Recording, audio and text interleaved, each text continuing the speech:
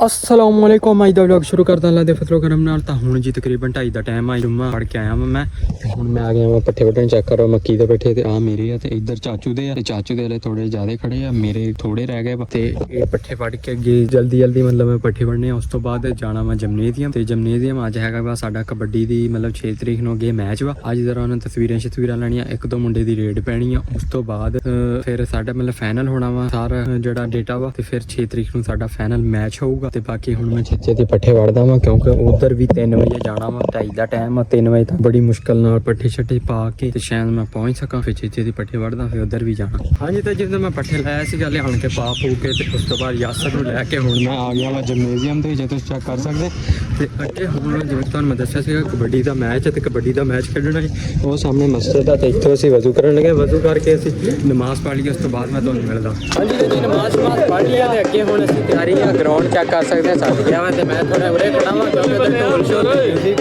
इस वजह तो ब्लॉग तो मेरा शूट हो नहीं सकता। हुण इधर चेक करते उस्ताद अदील सारे असीं तैयार खड़े हैं। बस हुण मैच शुरू होने दी देर है।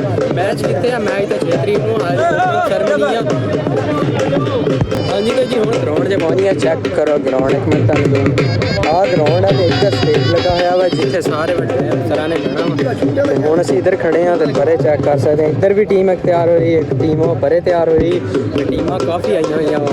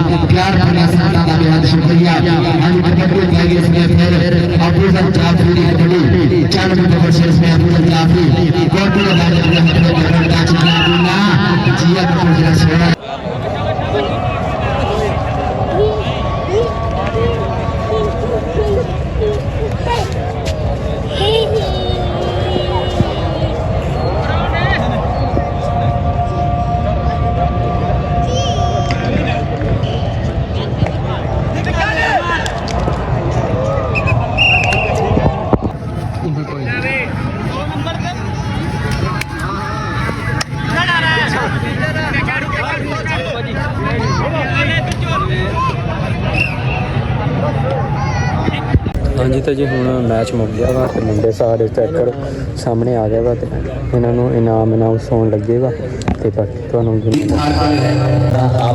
जनाब नसर ट्राफी हासिल कर दे जफर साहब की पीटी कमिश्नर बखर उन्हां दे रस्ते बार एक बड़ी ताड़ी मारो जोरदार ताड़ी के रस्ते जमाना में कदे नहीं बदल गोजियां खास अरसलान बोला इसमें कप्तान चक्र पर 42 ताली वेल डन शाबाश।